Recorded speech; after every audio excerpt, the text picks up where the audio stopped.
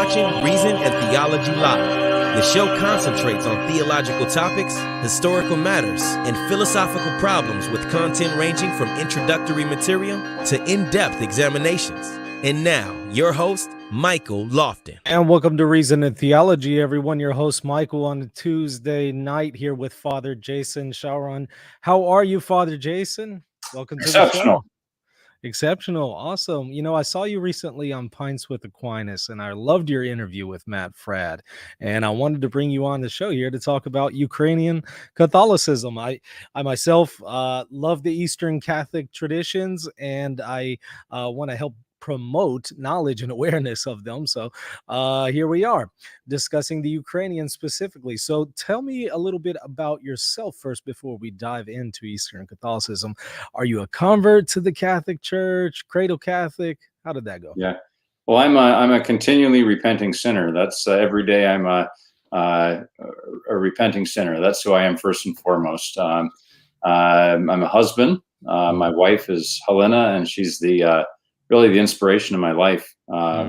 Selfless, and a complete and true wife. So I'm a sinner. I'm a husband. I'm a father of 7.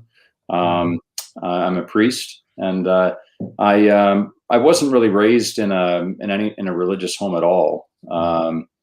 And when I was about 8 years old, I think my dad happened to take my brother and me to get baptized, and there are a number of reasons why that happened, but that was our only experience really with the church. We went to a Catholic school, but we were nominally Catholic. We didn't even go on Christmas and Easter. In high school, I had a conversion, and after high school, I thought, what's the absolute best thing I can do with my life? What is the optimal offering? And I thought there's nothing else than to give your whole life to God as a priest. And so I went into high school at a seminary, and didn't really know anything about the universal church. I mean, I knew obviously a bit about the Roman Church, and it nurtured me, and I love it very much to this day. And anyhow, halfway through seminary, I was going into my 4th year. My spiritual director said to me, you're really more Eastern in your outlook. And I really didn't understand what he meant. He was bi-ritual, and he'd have these icons in his office. He didn't have statues, he'd have icons. And you're not really Catholic, So I was just very ignorant of the universality of the church that I belonged to. And he was mature. He didn't push back too much. He just said, when the time comes, you might want to look into the East. I think you'd find a home there. And the opportunity presented itself. What kind of a long story? I don't want to, bore your listeners with all of the details, but I found myself in Ukraine going there in 1998 to teach English to what's now called the Ukrainian Catholic University. And when I was there, I was just blown away. And his words were prophetic. Like, I breathed fully there. I took deep breaths of that liturgical incense-laden air, and I knew I was home. I was a changed man. I met my wife when I was there.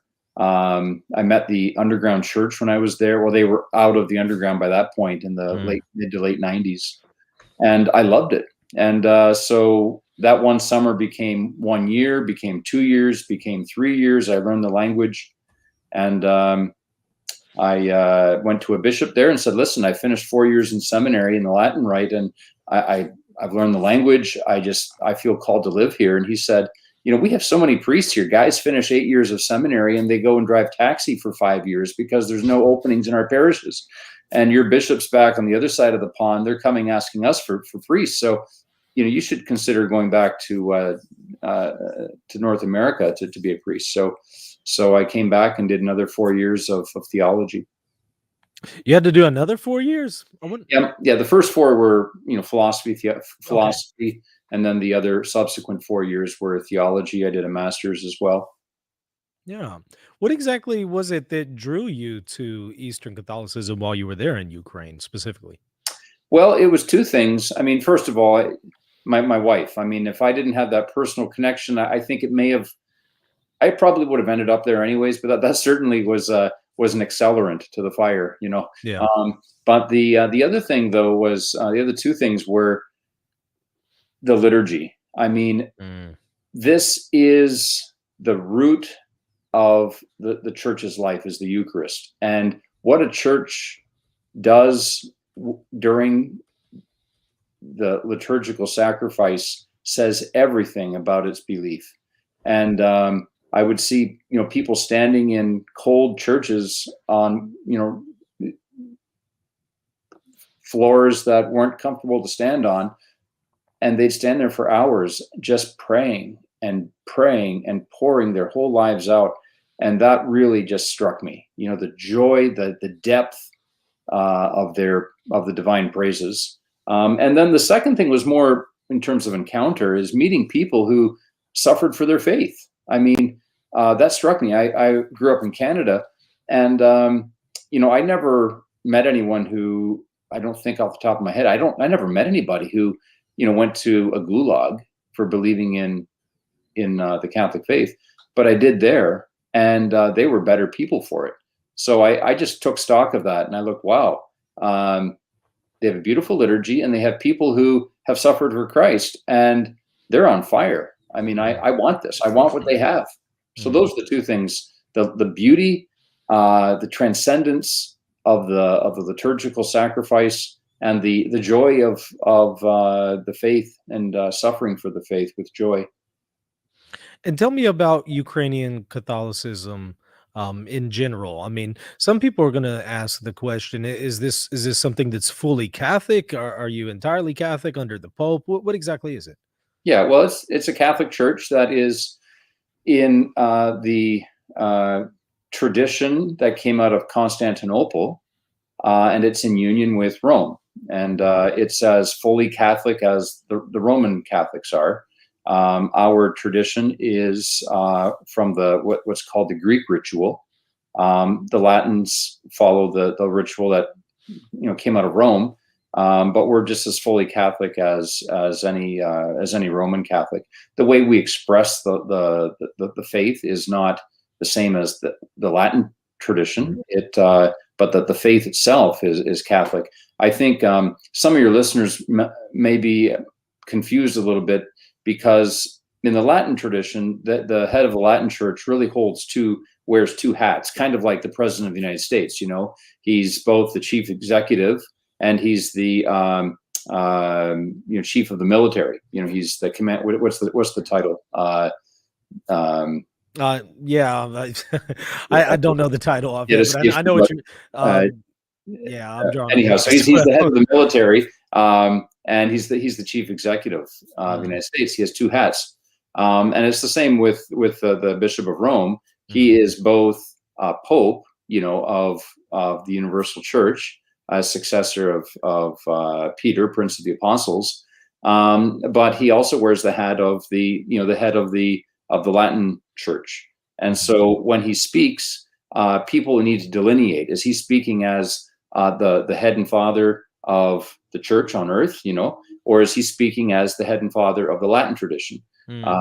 So we're in communion with him as it pertains to faith, but our expression of that faith is certainly different, and our language that is used, our theology that's used to express that faith is different. Just like in any family, you have, you know, one family, but the siblings in the family, have different talents. You know, that's a really important distinction that you brought up there, the head of the Latin church versus the head of the Universal Church, because often what happens is when people start to dive into history, maybe they start reading the canons of the Council of Nicaea or something like that, they'll see, well, specific territory is under Rome, and then this territory is under Alexandria, and this territory is under Antioch. Well, that must mean he wasn't over the Universal Church. But you're making a really important distinction there. He doesn't just function as head of the Universal Church. He's also a local bishop. He's also over his patriarchate. So I really appreciate that point. Tell me a little bit about the history of Christianity in Ukraine. You had mentioned a moment ago the martyrs there, or not martyrs, but the underground church there in Ukraine. Tell me a little bit about the history and what's going on with that. Yeah, well, the martyrs of the church, that's kind of like coming in to look at Christ, at the end of John's Gospel, John 19, when he's already on the cross. But that's towards the end of the history of the Ukrainian church in the modern era. But at its very inception, its birth was with Pope Clement. Pope Clement was exiled there by the Roman Empire, and he died in Kherson, which is southern Ukraine. So the history of Christianity is an apostolic history. We have reasonable belief that St. Andrew brought the gospel to Ukraine, and that isn't just based on wishful thinking, because the Scots also believe that St. Andrew went up there, and but this is based on no less authority than Origen. Origen speaks about the tradition that Andrew went up to the Greek speakers and up into Crimea, which makes perfect sense because it was part of the Roman Empire. And if Thomas would go to India and Peter to Rome, the colony in Crimea is not that far comparing the other two. So the Origen speaks of that, and we know that a few decades later, by the time of Clement, that it's historically established that he died there. And we also know that you fast forward a few centuries, about 8 centuries later, actually 7 centuries later, with Cyril Methodius, and there's a suggestion that even on the far western banks of what is today territorially Ukraine, that there may have been missionary activity by if not Cyril Methodius, then by their successors. They were in Moravia today, Czech Republic and whatnot, Slovakia, but there's a possibility that they were into the Carpathian Mountains of what is today Ukraine. And then you have about 150 years after that, the baptism of Kiev and Kiev Rus under Grand Prince Volodymyr in the year 988. So, there's some pretty significant pedigree there. So, when my ancestors were swinging from trees, so to speak, Ukraine had already received the gospel in the person of Andrew and in the person of Pope Clement. Yeah. Now, some are going to wonder, is Ukrainian Catholicism only for Ukrainians, or is this something that's open to everybody?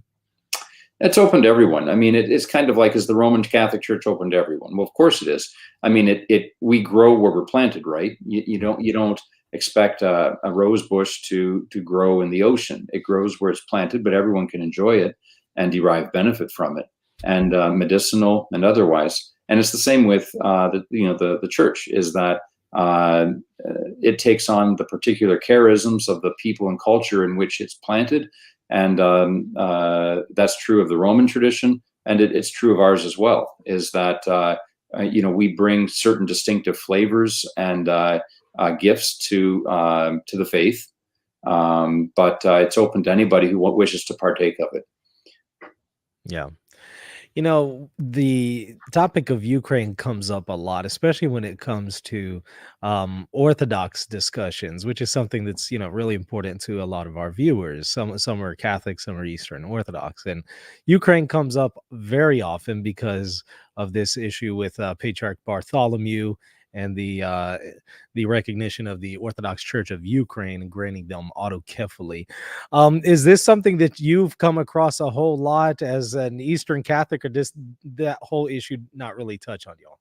Yeah, it doesn't touch on it. Tendentially, people bring it up, but it's not something that involves me a lot. But it's Ukraine is, in its very terminology, it's known as borderland. That's what Ukraine means, is the borderland, and that's why people sometimes call it the Ukraine, the border region between the rest of Europe and Russia. And it's not only a border region between these two great powers, but it's also a border region, so to speak, between some very powerful ecclesiastical powers, Constantinople and Moscow. And so Ukraine has been in a tug of war between the two for some time. And I mean, since it was baptized, this kind of dovetails with your earlier question about the history of Christianity in Ukraine. You know, from the time that they were baptized in 988,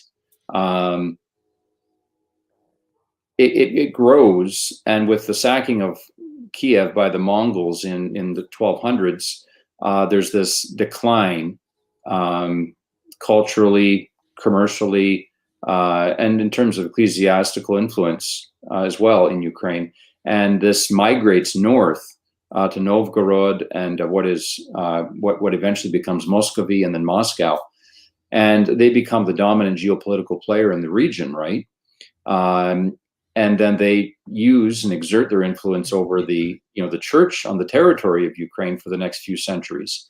The church is a very important diplomatic and strategic tool to control people. That's the way states look at churches often. We know it's otherwise. It's not to control people, but it's to liberate people from sin, So Moscow has exerted its influence over the distinctive national and spiritual traditions of the church in Ukraine. Constantinople, however, was the mother church. We received the faith from Constantinople, and over some time, Moscow kind of usurped this role as the big player in the room, and eventually, Kiev or Ukraine turns to Constantinople and says, we're a mature church. We've been at this since 988, and we can be an autocephalous, a self-ruling church, which I think is perfectly consistent. You look at all the other Orthodox churches that are self-ruling, Serbia and other places, and they've been at it, sometimes less time than what the Ukrainians were, and they have autocephaly. So there's nothing wrong with them being granted that tomos, in my opinion. Yeah, it's caused quite a bit of controversy there. So I was just curious if that impacted Ukrainian Catholics any. So I mean, we have a good relationship with the Ukrainian Orthodox Church, and we understand each other because of the role that Moscow has had in the stranglehold over Ukraine geopolitically and in terms of its church life. So I presume that after the Council of Florence, the Ukrainians broke communion with Rome. Is that correct? Well, that's a very interesting topic, and I mean there could be a lengthy discussion about that, Michael. But the Metropolitan Isidore was the Ukrainian representative at Florence, and for the Ukrainian Church, their inception into the body of Christ was as an Eastern Church that was in communion with Rome. 988, there was no schism, so this is how they understood it. By the time of Florence, Isidore played a significant role in it, and union with Rome was much desired.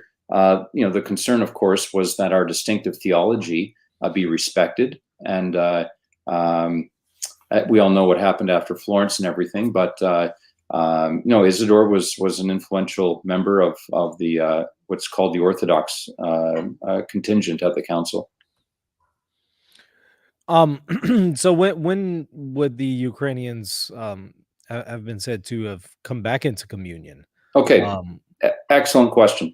Yeah, excellent question. So, I mean, the Orthodox will often downplay the positive benefits that came out of Florence. They will emphasize some of the, I guess, negative human geopolitical realities that were at play. But there was genuinely a Christian evangelical desire for the brothers to dwell in unity, and that cannot be disputed. This doesn't just die in Ukraine as soon as the Florentine Union dies. Isidore brings this back, and the bishops, keep this warm in their breast, this desire for union. And then there are a number in the subsequent decades and century afterwards. There are a number of factors that expedite it at the local level. So you have, by the 1500s, you have kind of a three-pronged attack on Ukraine. Just like right now, Ukraine's kind of between Russia and the EU. Both are secular, totalitarian entities, really. Russia with its, its extreme nationalism, and the European Union with its extreme anti-Christianity and its it's Marxism. In fact, it's not just secularism; it's a rabid form of Marxism. But that reality was kind of present as well in the 1500s. It wasn't Marxism, of course, but it was the presence of the Polish-Lithuanian powerhouse. And people don't realize that. What country is that? But Polish-Lithuania was very powerful, and they wanted to eat up the territory of Ukraine, and in fact were dominant players in large swaths of that land. Moscow, from the eastern end, wanted to do the same. And then, as if that wasn't enough, you had from the south, you had the Ottoman Turks. They're just coming off of the sacking of Constantinople in 1453 on May 29th, and they're moving northward. So here you have these Christians that are in the middle of it. They're getting eaten up by the Russian Orthodox, by the Muslims of the south, and by the Poles, the Roman Catholics, and they have nowhere to go. And so what happens is that the bishops of Ukraine, they wasn't called the Ukrainian Greek Catholic Church at that time. It's just called the Ruthenian Church, and that's kind of a generic title, Ruthenian Christians. They approach Rome and they say, "Listen, Isidore was at the council. He brought this back to us. We want to do something with it." And there were, social and cultural factors at play. The Orthodox had no real standing in Polish-Lithuania. They were, maybe we'll be generous and say they were second-class citizens, But if they could be considered Catholic, then their bishops would be kind of nobles, and they would have a seat at the table, so to speak. So they hammer out this union, and they sign the union, and the Pope signs it, the Bull of Union, the Union of Brest, in 1596. And this guarantees some rights and dignities for these Ukrainian Orthodox or Ruthenians who are on the territory of Polish-Lithuania, and gives them a measure of cover and life and respectability and freedom to worship. So that's kind of how it came to be. And the paradox is that all the bishops in what is today Ukraine sign up for it, except for basically two of the bishops in the western part of the country. Through the influence of Russia, over the course of the next 120 years, all of those churches, all those dioceses that became Greek Catholic, they all come under the Moscow Patriarchate, and they revert to Orthodoxy. But those two bishops that were the holdouts in Lviv, in Western Ukraine, and I think Przemysl, they end up becoming Greek Catholic. And so that's where we are today, basically, is the stronghold of the Ukrainian Greek Catholics is in Western Ukraine, near the Polish border. Kind of a long answer, I apologize, but that's 500 years of history and very helpful. Was this reunion with the Union of Brest more politically motivated, or was it, motivated by faith? It almost sounds like it was politically motivated because it would give them a better seat at the table. Yeah, I think the answer to that is the same as the answer that we would get regarding the First Council in Nicaea.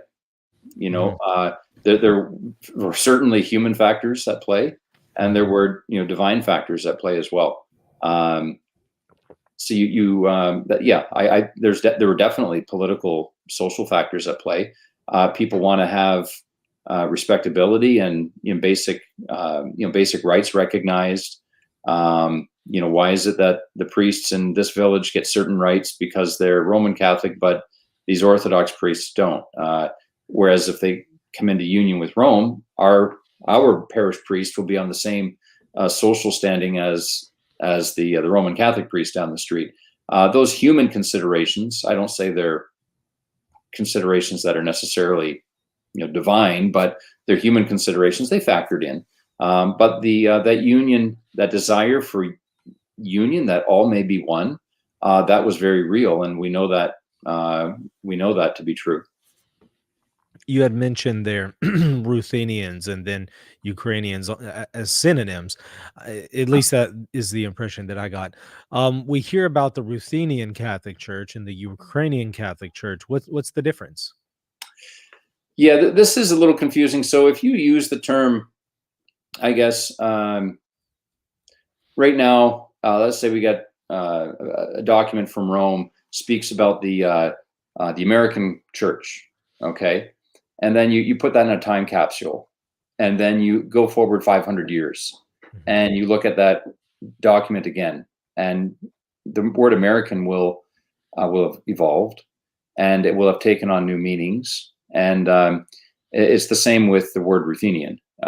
So if you look at like maps from the 15th century, 16th century, the Rusins, it wasn't Ruthenia, but the Rusins were just a blanket term for these people who weren't a Germanic people, but they were from like the Carpathian Mountains and east of there. And that was who those people were. They had their own culture. They were Christians. They were Rusins. And, eventually, people just gave a designation to the way out there was Kiev Rus, R-U-S, and further north and east, they were called Russians, but it came from the same word. But in the document of the Union of Brest, that's how they're referred to. In English, we translate it as, Ruthenian. Now, when by the 1900s, there's a rise of new nationalisms in Europe, especially by the time of the First World War. So the term Ukraine comes to refer to those Rusins who are in what we consider today Ukraine, and that came to be known as Ukraine. And so the church that is there is called Ukrainian Catholic. But when those people put a full stop there, then what happened is all of these people who are Eastern in their ritual, and that term Rusin refers often to just their ritual, as much as it does to ethnicity, because ethnicity and ritual are very much tied together. And so these people moved to North America and Canada and the United States, and their jurisdiction, when they're given a jurisdiction in Philadelphia by Rome, it's called the Ruthenian Greek Catholic Church. That's what it's called, the Ruthenian Greek Catholic Church. And then that gets broken up because of linguistic, cultural differences. And those Rusins from Ukraine, they call their church the Ukrainian Catholic. Those Rusins from Slovakia, they call themselves today, the Byzantine Catholic Church of America. But to go back to the time of the First World War, they were called, Ruthenians. You go back to the 1600s, they were called, Rusins. So it's a term that has evolved. Yeah, very, very helpful. Now, I recall with your interview with Matt Fred, you had briefly spoken about how, in spite of issues with Rome, the Ukrainian Catholic Church has remained in union with Rome. Can you tell me a little bit about its history and relationship with Rome since it has come back into communion with the papacy? How has that been? What has that experience been like? That's an excellent question, Michael. The Bishop of Rome is the guarantor of unity. He's the visible the visible guarantor of unity. It doesn't mean that because he's the visible guarantor of unity that he exercises that infallibly. You know, his teachings, when it's invoked, are obviously infallible. We believe that. His decisions, his human decisions, are, you know, mistakes can happen, and we see that with, you know, Paul correcting Peter, right? You know, since our union with Rome, Rome has been, on the one hand, our greatest advocate. You look at the writings of the Holy Father, especially like beginning with a number of holy bishops of Rome, number of popes. You know, they have been our greatest advocates for the rights and equal dignity of the Catholics of what they call the Greek Rite. You know, back in the 1700s. At the same time, we have to admit that the Roman Catholic bishops in countries that we share with them historically, you know, Poland, Slovakia, other countries, have been less historically. I'm not speaking right now, but you know, historically, they were hostile to us, and they did not make life very easy for our people. They treated us as second-class citizens, and we're not bitter about it, but this is just, you know, the kind of the history. And so what happened is that up until the 1900s, our church was heavily Latinized. And what that means is that, you know, we existed as a distinct church, but so many of her features, monastic, canonical, liturgical, were part and parcel with the Roman tradition, devotionally.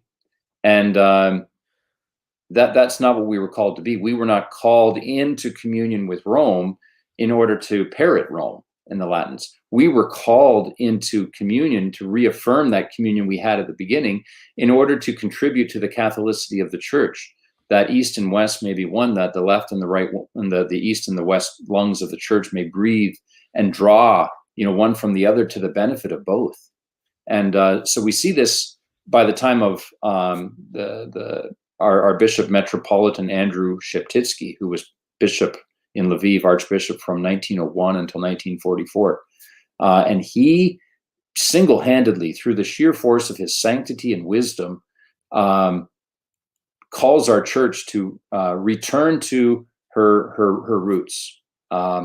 So beginning with that, and then his successor, Patriarch Cardinal Joseph Slipy, who spent 18 years in the Gulag, they begin this great renaissance of restoring our Eastern heritage in all those facets I mentioned, you know, the monastically, in terms of liturgy, in terms of our devotions and everything.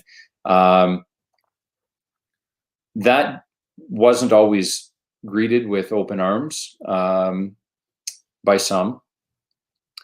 And there's been a movement to restore our church as a patriarchate, which is the normal governing structure of an Eastern church.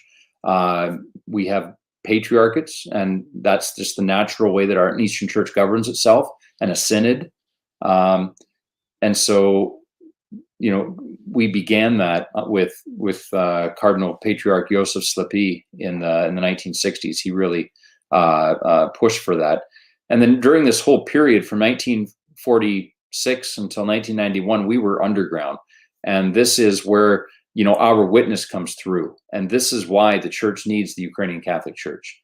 It's for this reason that we came into being, I think, in a lot of ways, is because the church needs the cross. Without the cross, we have no crown. Without Christ crucified, it's a pagan religion. You know, Christ is crucified, Christ is risen. And you need, in every time and place, a part of the church that bears living testimony to Christ crucified, or else we devolve into a pagan religion. So that's what our church did for half a century, is we were the catacomb crucified church. And we did that not for any great dogmatic point, like choose the dogmatic question. the persons of the Trinity. Are there 2? Are there 4? Are there 15? Are there 3? We didn't go to the cross for a heavy dogmatic question like that. We went to the cross for the question of union with the bishop in Rome, and our people were tortured and died for it. So we bring that living witness, the ecumenism of blood, to the table today, and that's our contribution now. So when we can speak from the great tradition, and we have the credibility of martyrs to back us up, we're loyal to Rome. But when Rome is forgetful or negligent, as it has been at times, of the great mission entrusted to it by Christ to proclaim the fullness of the truth in season and out of season, I think it's the unique gift of our church to say, Peter, you have been entrusted with a great treasure. Speak as our Lord would have you speak. We need you. And who was killing the Ukrainians for their union with Rome? Well, the Moscow Patriarchate. The Moscow Patriarchate was complicit in this and continues to be. They deny that they had anything to do with it, but it's as clear as day. But the direct people involved were the KGB, obviously, and the secret police, the apparatus of the Soviet Union, and they would give priests the option of coming over and joining the Moscow Patriarchate, which everyone knew was a sham. It was controlled by Joseph Stalin and the Communist Party, and those that agreed to do it were accorded life and limb. Their life wasn't entirely easy, but they were accorded life and limb. Those clergy who were steadfast and said, no, that's just, my conscience doesn't permit me to do that. It's important for me to be in union with the universal church. They were often separated from their families. They were often exiled to Siberia and tortured, and murdered. In the case of our bishops, all of our bishops died or were confessors of the faith for that. Where can I go to read more about these martyrs? Yeah. Unfortunately, that's not a strong suit of ours. I wish I could say we have a dedicated website that gives the whole world all the information. If you go to the shrine, the Redemptorist, Ukrainian Redemptorist Fathers in Winnipeg, Manitoba, Canada, have a shrine up there to Blessed Basil, and on there you will find stories of other Redemptorists who were martyred or are confessors. Otherwise, you can just type it into your search bar, DuckDuckGo, and put in Ukrainian Catholic martyrs, and you'll come up with different stories. Now, after actually at the Second Vatican Council, it seems that the Eastern churches, the Catholic Church in this council was very adamant about reaffirming the East's rights to preserve their own rights and not be Latinized. How has that been since Vatican II? Has that been implemented very well or not really? Yeah, I have to say, here in North America, I've served in Canada and here in the States. The Roman Catholic bishops have been extraordinary. They've been extraordinary to our church.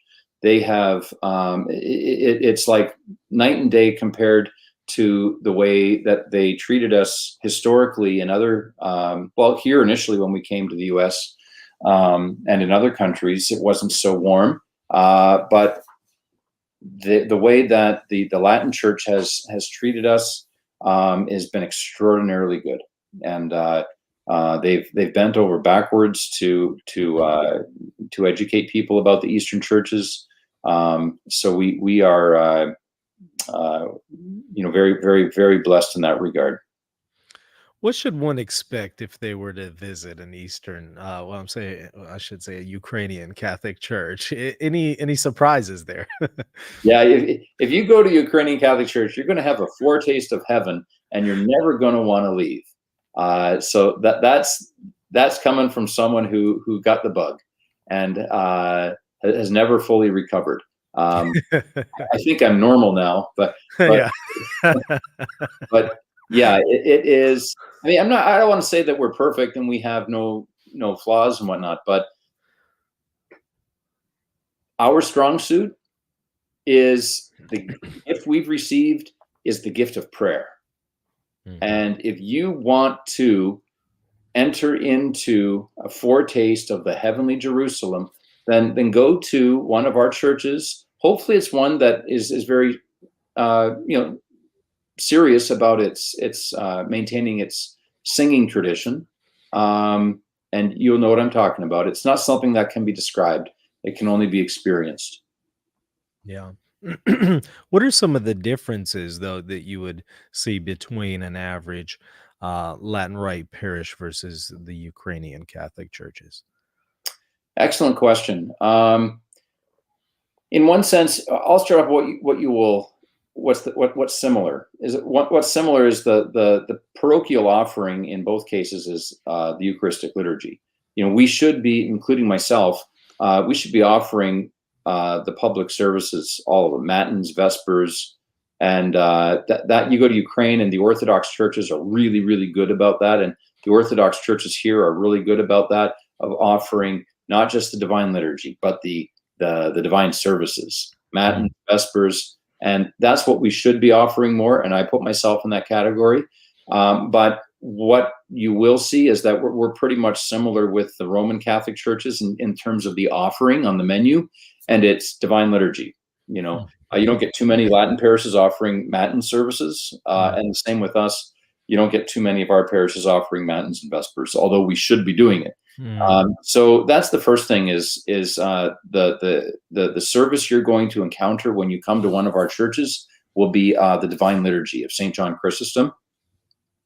The other thing is that's going to strike you when you come in is the sacred space is different.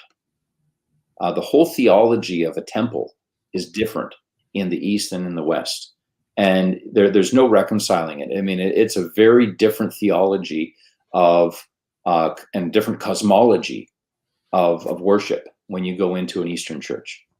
The iconostas, the icons. This isn't just adornment. This is an evangelical proclamation, and it's a proclamation of order, of the divine order and the cosmos and the way God arranged existence and the proper hierarchy within that order. So our churches are evangelical in that sense. They are proclamations of God's kingdom and the order within that kingdom. You will have you won't see an altar standing out at the front of the church. As you go into a Roman church, you look straight up, you'll see an altar there. You won't see that with ours. You'll see an icon screen, and you won't see statues. You'll see different iconography on the sides and up in the dome. Usually you won't get a holy water font, but sometimes you will. The reason being for that is depending on when the church was built. A lot of our churches were built during a time before the Second Vatican Council, when there was a lot of cultural pressure on us to imitate the Latin tradition of Catholicism. And so our churches were built without icons, without an icon screen, and they were built with statues and holy water fonts. Not that there's anything wrong with those things, but that's just, hey, that's the Latin gift, and if we don't live up to our own and have our own gift, then we're not going to be distinct. So those are the visual differences that you will encounter. The audio differences is that of song. We praise God in song. In the West, you have St. Augustine says, "He who sings prays twice," right? And we that's a big difference you'll see. It's not a didactic, reductive, rational experience. It is an experience it's truly charismatic.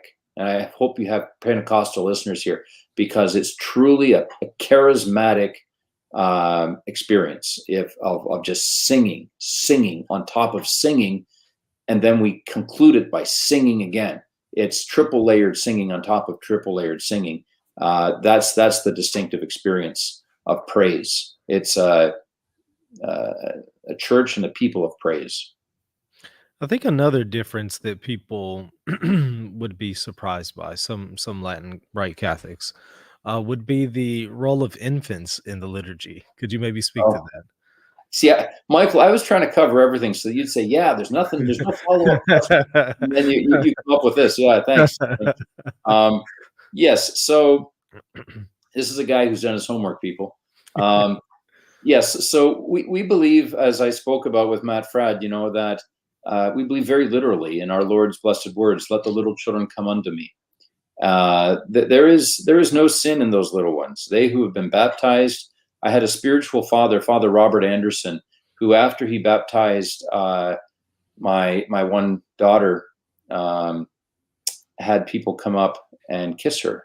Now in the age of COVID, people they're shocked that you'd have a church full of people coming up and everybody kissing a little baby. But he said, "You will never find a more pure icon of Christ the Lord than this newly baptized infant." And that sounds rhetorical and maybe it's a panegyric or something, but it's very true. And so when it comes to the Divine Eucharist, I'm a great sinner, and I struggle to stay pure of heart and to be loyal to my baptism and to my ordination vows. And yet he still allows me to draw near and to partake of the bread of life. Yet how much more worthy would a child be, who has no such sin? And if we believe that that rationality is a prerequisite for reception of the sacred mysteries, then what are we to say regarding baptism? I mean, the 6-month-old doesn't have any rationality to explain what baptism is, yet he receives it, on through the faith of his parents, and the same goes for reception of the Eucharist. Now, you mentioned that you are a bi-ritual priest, so presumably you celebrate the Novus Ordo, I assume? I have. Mhm. My ministry is I have 2 parishes in my Ukrainian Catholic Diocese, and I teach at the Ruthenian Byzantine Seminary, but I work at the hospital as a chaplain, and so my sacramental presence there is confessions and administering the sacrament of the sick. So lately, to answer your question, I haven't celebrated the Mass in the Roman Rite, but I have done that before. Mhm. Now, could you maybe tell me about, from your perspective, having celebrated the Novus Ordo and also the Divine Liturgy of St. John Chrysostom? What are some of the differences that you've personally noted in your celebration of the two? That's, again, another excellent question. I'd put it down to, first of all, I do it ad orientem, because for the book says that. I mean, it says turn, face the people, and then so the presumption is that you're facing liturgical east. So I just do what the book tells me in the Roman Rite. But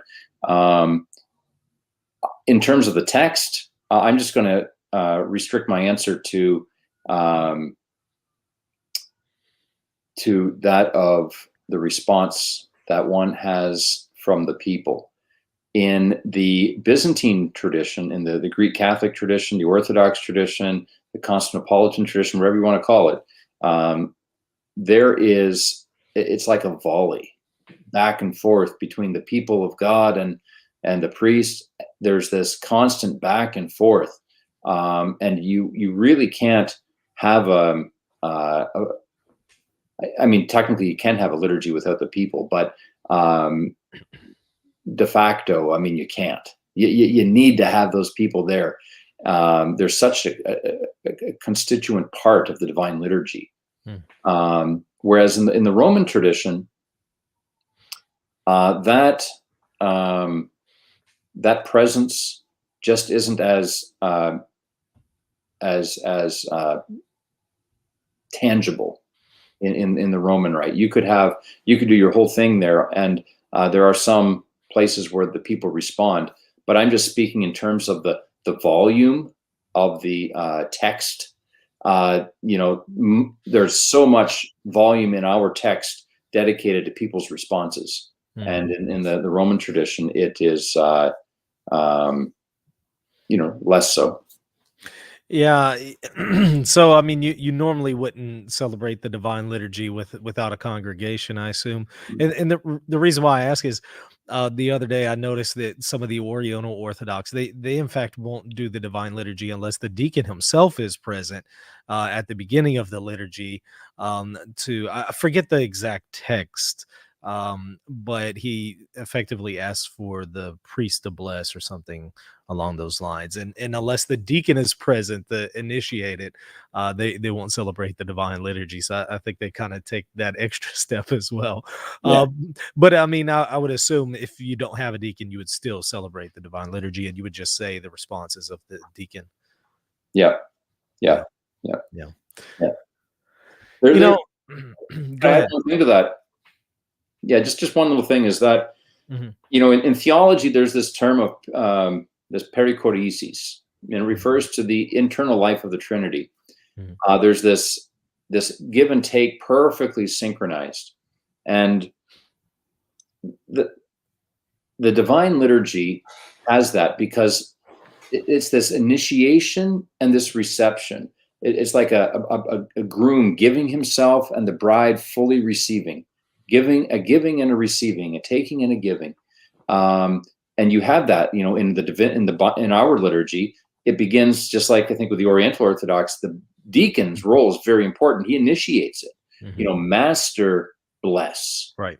And that's why we say our liturgy is Trinitarian, and it's eschatological. I mean, it's pointing to what's happening at the end in God's kingdom. We're anticipating it and entering into it all at once. Some of the Byzantine churches will occasionally during the year celebrate the Divine Liturgy of St. Basil, and also every now and then some of them will do the Liturgy of St. James. Do y'all have that tradition in the Ukrainian Catholic Church? Yeah, less so with St. James, but some guys do it. I wouldn't call it a different rite. It's just, but St. Basil's. No one in the pew is really going to notice that the priest is saying St. Basil's liturgy.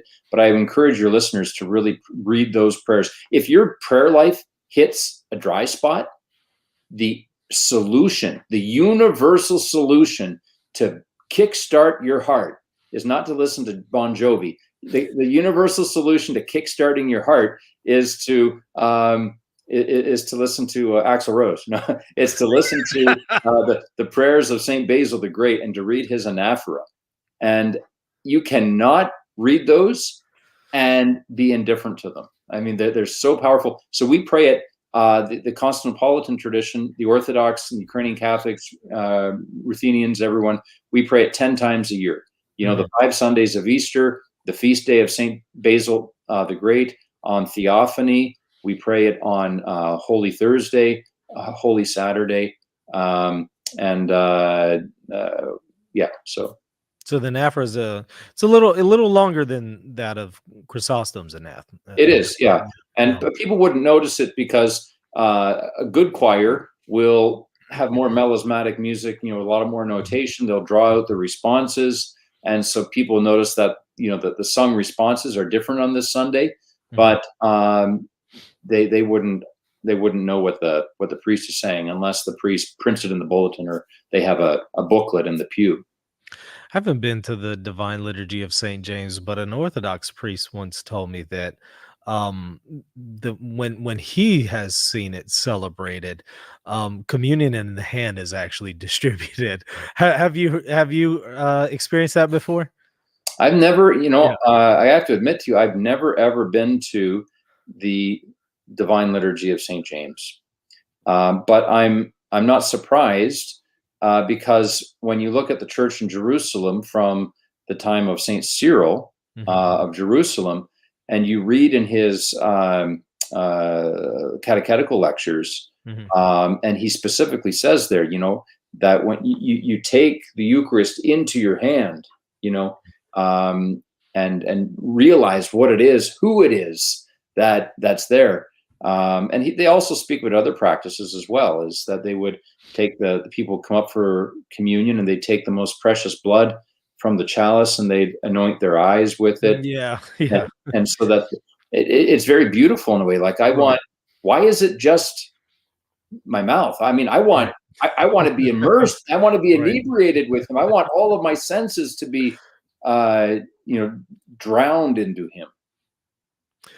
Yeah, I've noticed that as well. In fact, I remember reading Jungmann, the liturgical scholar, and he was talking about how communion in the hand, I mean, though done very respectfully and reverently, was pretty much the dominant way of distributing communion up until the 900s in the West, and the West kind of made some changes not only there but in other things around that time.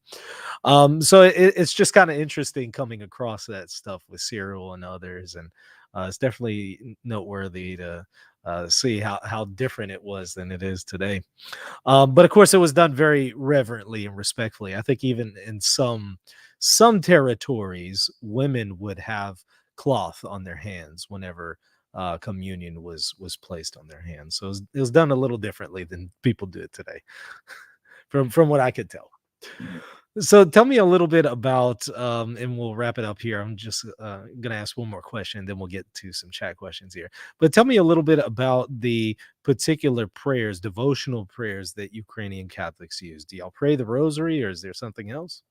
Yeah, well, I mean, from our tradition, it's the Jesus prayer. That's our primary devotional in our church, is the Jesus prayer. But I mean, the rosary is very, very, very, very popular. How could it not be, right? But within our own particular tradition is the Jesus prayer. I'm not going to say every parish does it, but that's part of where we came from, is the Eastern tradition. And a great thing is the Moleben prayers. A Moleben is kind of something that the Basilian order is very, very. I think if I may be mistaken, so someone can correct me. I welcome the correction. I think it was the Basilian father who made this Moleben prayer, and it's just more of a popular short devotion to like Mary. Or to the Sacred Heart, that was very popular in Europe, and so they made a version of it in our church. But so the Moleben service, it's and then you have Akafist hymns. I'm sure some of your listeners may know what the Akafist hymn is. So between those four devotions, we're pretty good. How long does it normally take to do the Akathist hymn to the Theotokos? Well, I'd say about, depends. That varies. If you're singing all the odes and the echo and the echos, you can just recite that. But or if you're just reading through it, it varies. So 40 minutes, 30 minutes. If you're doing the whole thing, I mean, it could, if you have other people sing, it could take up to an hour. Yeah. I see a question here from Francesco. Is there any work being done to unify the various cultural national Byzantine traditions to mitigate some of the ethnic barriers and open the doors to accessibility in North America? I believe you indicated your origins are from Canada. Do you have any thoughts on the state of the church in that country? Well, that's a lot there. I'm just going to answer the first part of the question. And yes, some of the priests talk amongst ourselves. We're fantasizing. about something that was spoken of by the Archbishop of the Melkite Church in the United States in the late 60s and early 70s. His name was Archbishop Tawil, and he spoke about the ABC, the American Byzantine Church. I'll publicly state, I think it's a great idea. I think it's wonderful. We don't need to have all these different multiplicity of ethnic offices overseeing ethnic churches. We exist to proclaim the gospel of Jesus Christ, him crucified and risen again and coming in glory. So anything that we can do to facilitate the preaching of that gospel is good. And anything we do to hinder that is bad. So if you have 4 Byzantine jurisdictions, all their churches have the same liturgy, just with some different singing styles or some different linguistic styles here and there. I mean, there's nothing to say that you can't have one administration overseeing it and then leave each parish to do its own thing. If one parish likes to have a more Romanian flair, let them have it. If a parish wants to have a little more Ukrainian flair, let them have it. But you don't need, in my opinion, as a sinner, you don't need to have 4 or 5 different dioceses over the whole country, each having like 30 parishes. It just doesn't make sense. Like a lot of these Roman Catholic bishops have how many parishes are in the Archdiocese of New York? I don't know, 400. I'll make up a number, and they have one administrative center. So if you put together all the Melkites, the Romanians, the Byzantines, the Ukrainians, we don't have 400 parishes. So I think there's something to be said with what Archbishop Tawil said in after the council about having an American Byzantine Church. It'll simplify things, and it will make evangelization, I think, better. But I could be wrong. It's kind of the same issue with Orthodox, with OCA, right? Kind of the same thing. Yep. Yeah. Yep. Yeah. The OCA, they have different parishes of ethnic origin. Some are more Russian, some are other. But they just have one bishop that oversees the area. Yeah. This one is from Cosmic Catholic. Is there a prominent view on whether or not the Virgin died in Ukrainian Catholicism? So do y'all celebrate the feast of the Dormition of the Theotokos? Yeah. So I mean, there's no doubt that as Christ died and every other human has died, that Mary also died. She didn't see corruption, and she was taken up into heaven before she corrupted. So we believe in the Dormition of the Mother of God. This comment right here made my day. This show has inspired me so much. I'm planning now on attending Divine Liturgy next Tuesday. Well, awesome, Jared. I'm happy to hear about that. Any comments about that, Father? Well, it depends where he's going. If yeah. Some of this is the great thing about the Ukrainian Catholic Church is they love their tradition. Yeah. And they are so devoted to their roots. Some of the parishes, it might all be in Ukrainian. So if you don't know Ukrainian, you might want to look around a little bit to find a parish that might be able to accommodate your linguistic preference. But I guarantee you're going to have a beautiful time. The people are the most generous and kind-hearted people you'll meet. There's another one here. Looks like it's a super chat. Let me get to it here. Sorry. Here we go. If Jared wants to write to me about a location, he can tell me to send me a private email, and I'll respond. Excellent. HRK, thank you for that super chat. He asks, I know it's a long shot and not quite on topic, but is Father familiar with the Glagolista and the Glagolitic Missal of the Roman Court? No. Yeah, that's a new one for me. Definitely have not seen that before. But thank you for the super chat. What is Father's favorite prayer to the Theotokos? Oh, wonderful.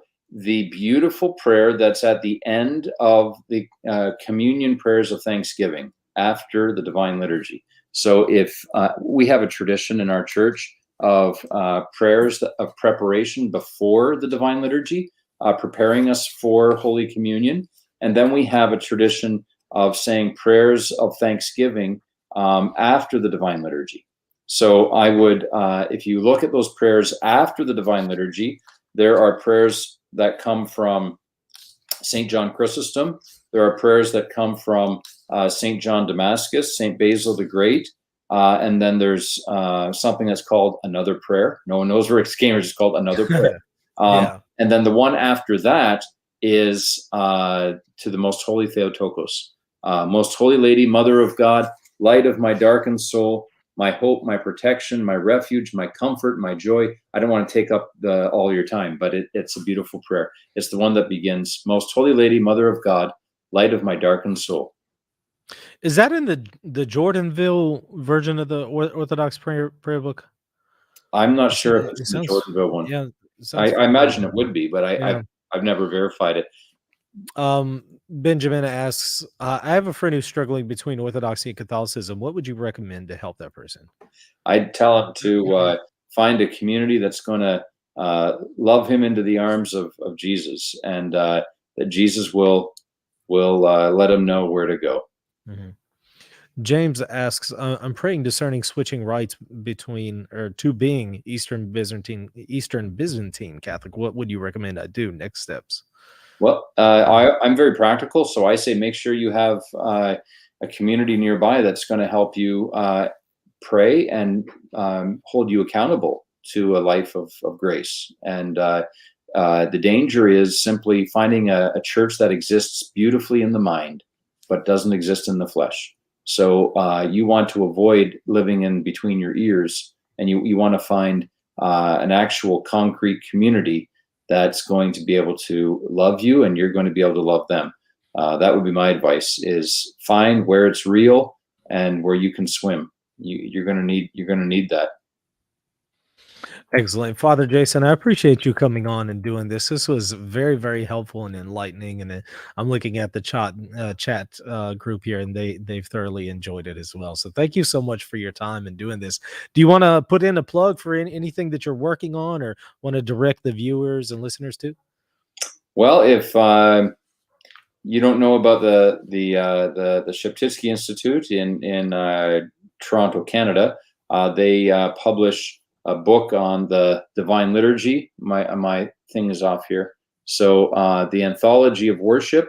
So if you're ever looking for just the prayers, if you're living in a place where there is no Byzantine Ukrainian Catholic Church, you can order a book from there, and that's super awesome. I'm curious, does that have the Reader's Typica in it? No. By any chance? No. Okay. I saw one the other day, a Ukrainian Catholic one on the on the internet. I think the Divine Office.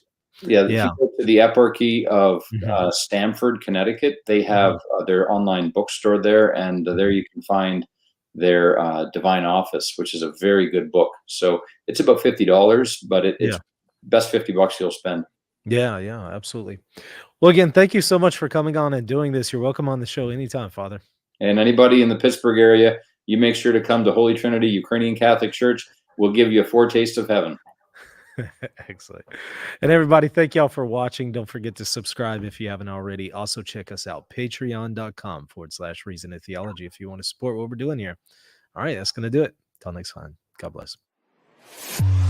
If you're looking to buy or sell a home, office, or any kind of property anywhere in the world, you're going to want to call Real Estate for Life, and they're going to connect you with a Catholic agent. Now, that agent will donate a portion of their commission upon sale, and Real Estate for Life will donate 75% of that gift to a pro-life organization at no cost to you. Call Real Estate for Life at 1-877-LIFE-US1 or text them 248-431-1440. If you care about the pro-life cause, call them now.